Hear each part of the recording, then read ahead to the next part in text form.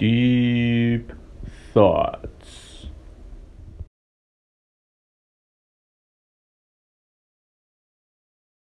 Hey everybody, welcome to Deep Thoughts. I haven't done a Deep Thoughts for a while, been so busy to even have any deep thoughts. But obviously I have a lot of deep thoughts, so we're gonna lay them out today. And the topic of today's Deep Thoughts is 8th edition, my mini review. So I didn't believe in putting out a Deep Thoughts or a review of 8th edition until I've actually looked at the rules and played some games. So I've done that now. So now I'm going to go through just some basic aspects of 8th edition and give you my deep thoughts. As always, this is a disclaimer. It's my thoughts, nobody else's thoughts, and I encourage everyone to please post your own deep thoughts down below to have some generative, constructive conversation. So let's get started. So we'll start with the movement phase. Overall, I really like the new movement phase. Advancing right after you move, like in AOS, is much more efficient, and that's what a lot of us ended up doing anyway in 40k to save time, but it definitely kind of just speeds that part of the game up a little bit.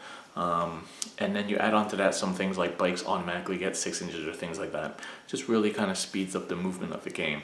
I really like the fact that different units move different speeds. I think it didn't make any sense before, and although I can see why that might simplify things, it actually is not overly complicated because everything else you need to see is on your data sheet, including your movement. So it's not a big deal, and I really like the flavor it gives to different units and models because they move differently.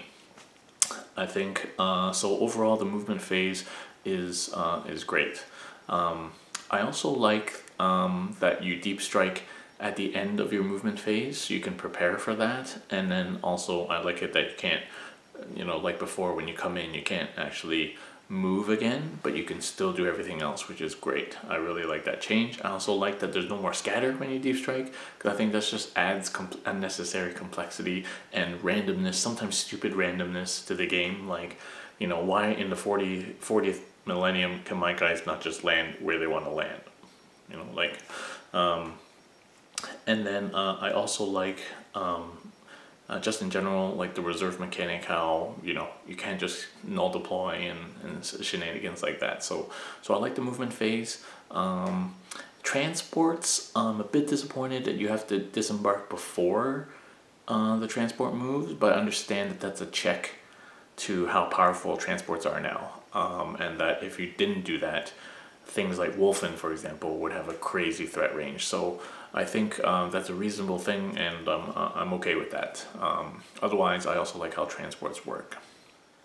Psychic phase is perhaps where one of the biggest revolutions has happened, and I really like it. It's way faster, and it toned down a lot of the crazy sort of I got 40 dice, you got 2 dice shenanigans and spend an hour in the psychic phase. Pre-game, you don't have to spend 40 minutes like picking and writing down all your powers and trying to remember who has what, and it's just ridiculous, really ridiculous. So I really like the change to the psychic phase. I expect that as codexes come out, factions may get more powers.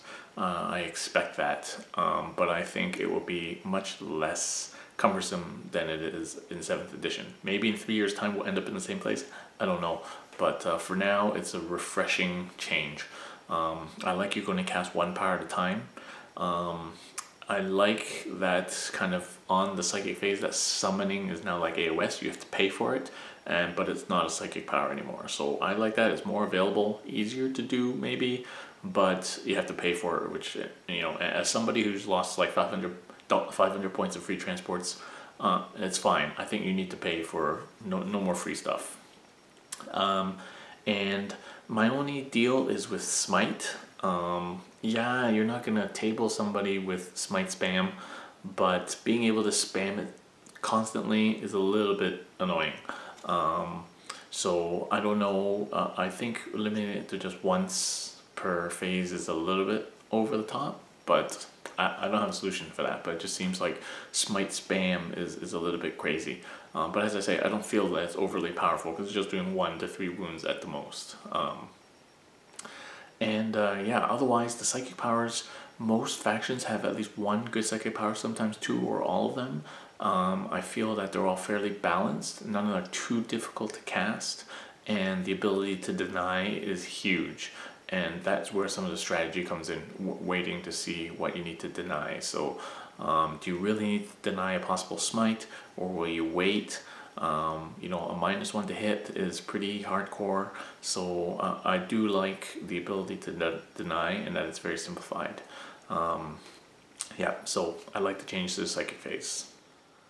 Shooting phase is great. The biggest change to the shooting phase, of course, is the loss of the ballistic skill chart. You just get a roll and that's it. So I really like that. It speeds the game up like crazy, and it's just it's really good. I also like that you can quote unquote split fire or shoot any models at any other models. There's no rule you all have to shoot at the same unit, and there's no rule anymore that you can only charge what you shot. I like that. It doesn't make sense that your whole unit has to shoot at the same unit. It also doesn't make sense that you can't, you know, shoot over there and charge over there. Like, you know, none of that makes sense.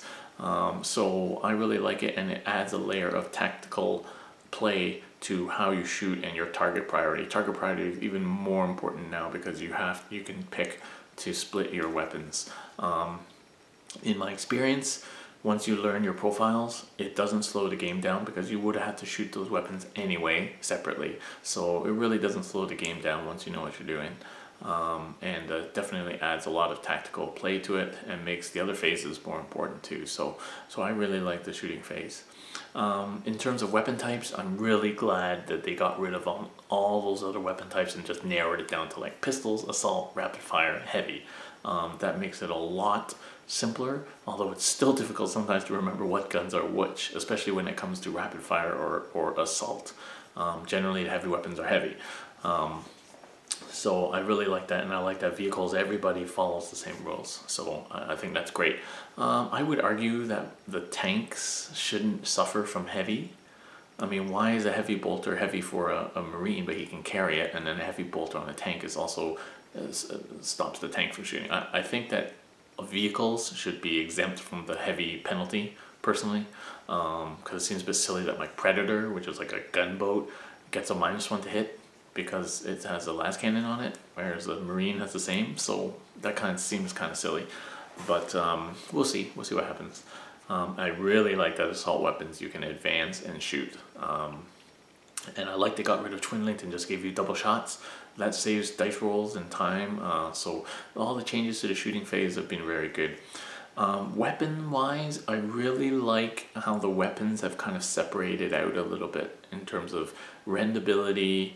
So the big change was rend from armor penetration, or it's called armor penetration now, but in terms of effect, you just minus the save. It's really, it has made almost all the guns useful. Some are better than others, but in certain situations only, so you really gotta decide what you want to put on your units, and based on what you want them to do in the game. And I think that's awesome. I think that's really good. It's brought back to the forefront things like las cannons and missile launchers. I don't think I was doing a missile launcher for a long time. I had to dig out my bits for missile launchers for my Devastator boxes. But I think it's really helped to kind of give every weapon a use, which is awesome.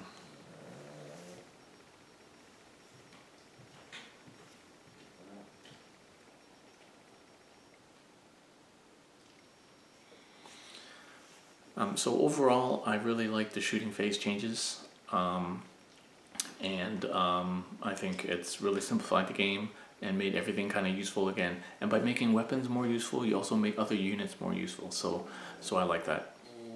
Charge phase and fight phase, I think we've brought combat back.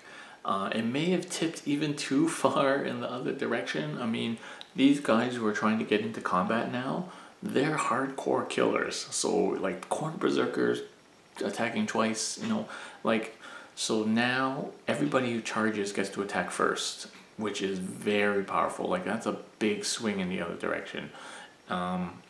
So I like it in that combat is definitely a thing now, maybe a little too far in the other direction, but I like it.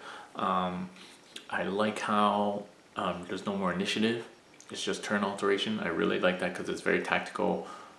Which people you activate next once you get to activate, that is, if you didn't charge. And I really like the fact that wound allocation is whoever you want it. So just like in AOS, you can choose to move or remove models that maybe will take another unit out of combat. So I like that. That's going to be very strategic use of wound allocation.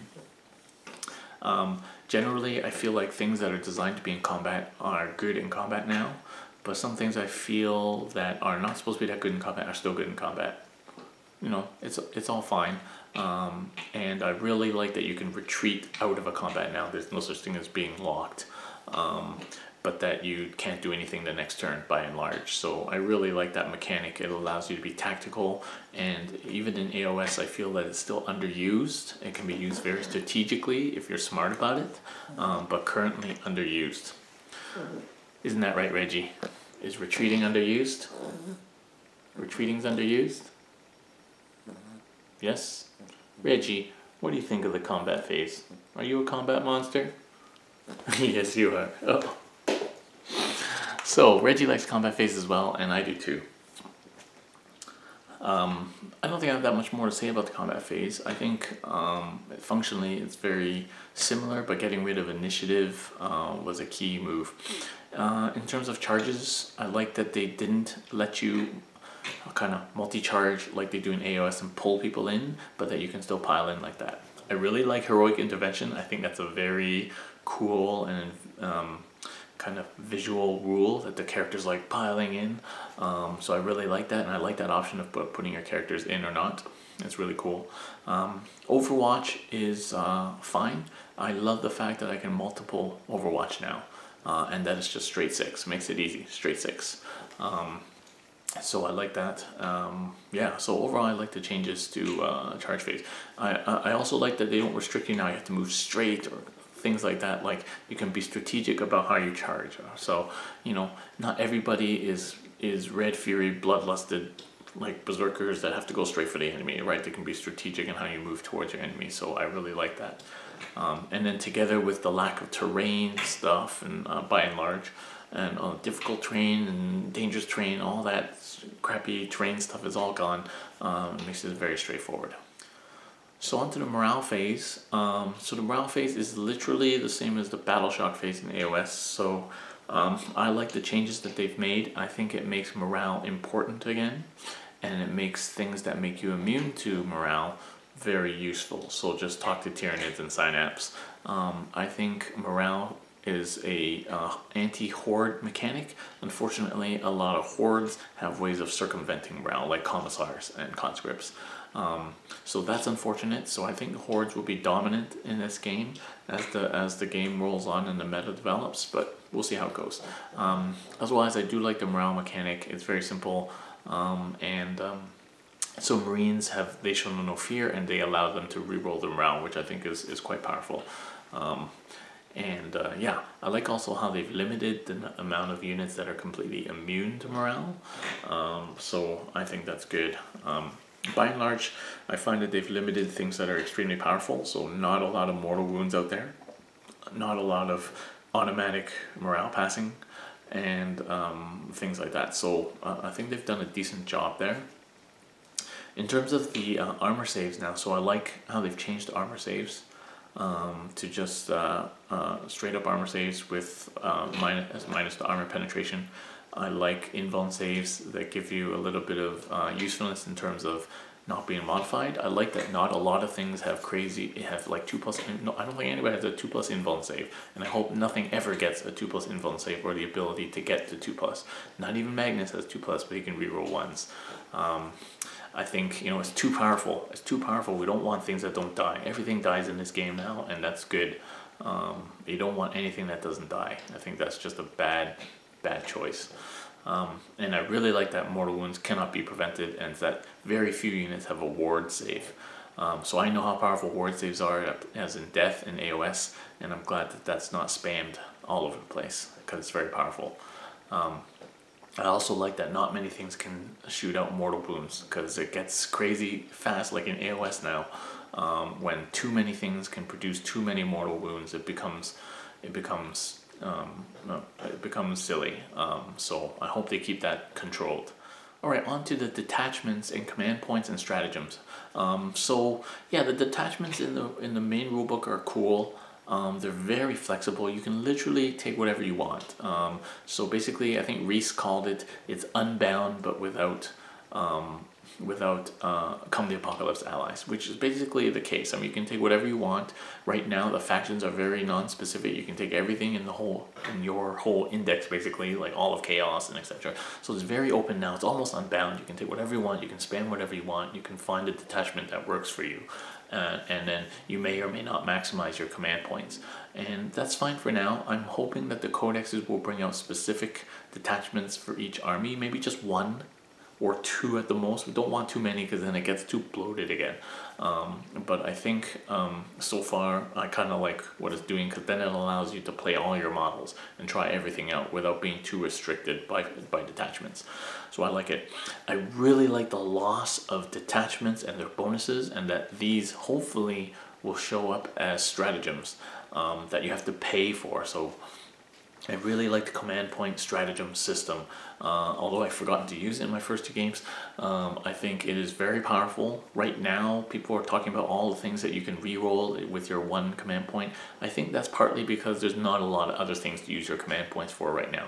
It's not really that useful for the morale thing, and it's definitely not that as useful as people would think to interrupt in the combat generally. So I think people are just re-rolling all sorts of things, re-rolling your opponent's dice, and whether you can do that or not is debatable, but I feel like it's because there's nothing else to spend them on right now. And even if you have only 6 or 7, that's still a lot of command points, because you get 3 just for being battle forged. So I really like the command point system. I hope it develops as new missions come out and as new codexes come out. The detachments bonuses end up being stratagems that you can only use a limited number of times because of command points. So I'm really hoping that that's how it develops, because it's a good system. I like it. Next, I'm going to talk about power level versus points. So I understand why there's power level and why there's points. So power level for very quick games, just to throw armies together, narrative play, whatever, open play, and then match points for competitive play, or for people who just want to play more closely balanced armies, number of points. Generally, I think their points are on point, pardon the pun. I don't see a lot of things that are over or underpriced, but generally everything is more expensive. But that's because I think they were aiming for smaller games or faster games. But generally, I think their pricing is on point. But the power level system is for competitive play. I'm seeing people running tournaments and stuff with just power level. That doesn't work, because for the same power level I can run 4 las cannons, which will cost me 100 extra points. So that just doesn't work. The imbalance is too crazy with the power level. It's very non-specific, and I find that some of the power levels seem kind of stupid. So definitely I don't think you can run competitive play just using power level. However, you may be able to use power level as a way of comping your local meta. So you could run a tournament, 2,000 point tournament, but say nothing over 15 power level or something like that. So you can use that to stop super big units, because every time you add to a unit you gain power level, to stop Lords of War or like Knights, or like you can use the power level as a restriction to cut down on the bigger things from entering your game. So, for example, instead of banning Forge Rule, you could just say power level 15 is the max, and then you wouldn't get, Yavaras and probably Townars and stuff like that. So that's something that people should think about, I think, using the power level as a restriction, as a cap. But just running a tournament based purely on power level, that doesn't work, because if I had to run a 100 power level Lions Blade list, I would have so many freaking weapons on all my guys, it would be ridiculous. So, yeah. So just for example, a Razorback is cheaper than a Rhino power level. Either that or it's the same. I think it's 4 and a Rhino is 5 or something like that. But then all the upgrades don't cost anything in power level. So I just put in twin assault cannons on everything, or twin lance cannons. That's silly. That's really silly. That ends up being almost like hundreds of points of free stuff. So I don't think that works for competitive play. So the missions and the objectives, Most of the missions are the same, so not really a big change. In terms of the deployment, I like how you alternate deployment. That makes deployment way more tactical than it used to be. Not as much all or nothing. I don't like how in competitive play, I hope that TOs will mandate the deployments. I don't like how you can pick deployments. I'm not sure how the first turn thing will work out. I don't mind it in AOS. I use it strategically to get first or second turn sometimes. And so I think it adds another tactical element to the game if you know that whoever deploys first can go first, and there's still the Cs. But so I don't know how that's going to turn out. I know some people really don't like that. I don't know. I've got to play more games, and I think we shouldn't comp that until you play more games. In terms of the missions themselves, I mean, what's there to say? You know, it's very similar to before. Objectives now, you have to have more models in range in order to claim them, and there's no more OBSEC. So we'll see how that turns out. I feel that just benefits horde armies more. You definitely need more bodies on the field if you want to win at mission games. So we'll see how that pans out in the meta. Otherwise, the missions and stuff is okay. Tactical cards are pretty similar than they were before. So I guess eventually people will write their own missions as well. So just a final comment on the indexes.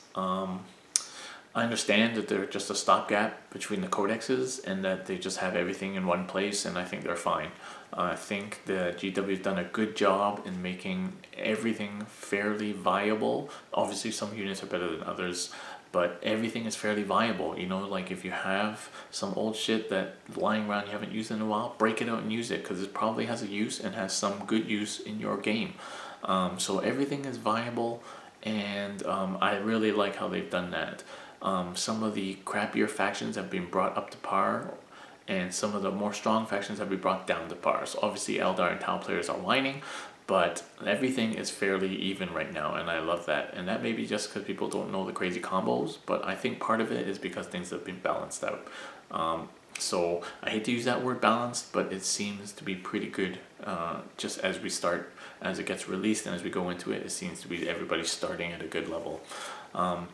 The only thing I have about the indexes, and I'm sure that hopefully this will be fixed by the codex releases, is that it's a little bit vanilla. Everything, so if by that I mean kind of the Imperial armies, but some of the Xenos armies as well. Everything seems kind of bland, not a lot of flavor to some armies. Certainly Space Marines is the perfect example where there's no flavor at all. But I suspect that will be fixed by the codexes. How it gets fixed will be interesting in terms of, as I said, stratagems, or hopefully not kind of detachments and USRs. Hopefully just using stratagems and stuff will fix some of the blandness. But right now, things like Marines seem a little bit bland. There's no reason to play any other or to stick to a particular chapter.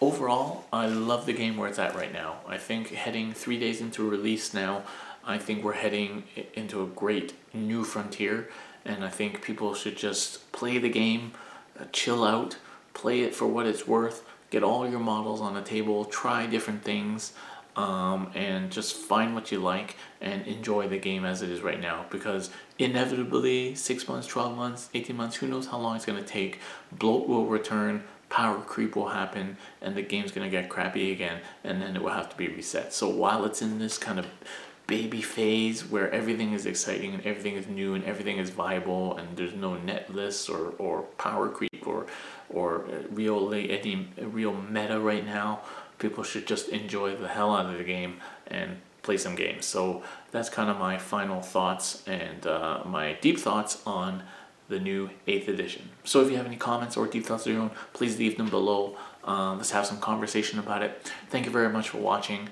Releases in 3 days, so hope you pre-ordered, and there'll be lots of content coming up on CanHammer on 8th edition, so stick with us. Thank you for your support, and see you next time.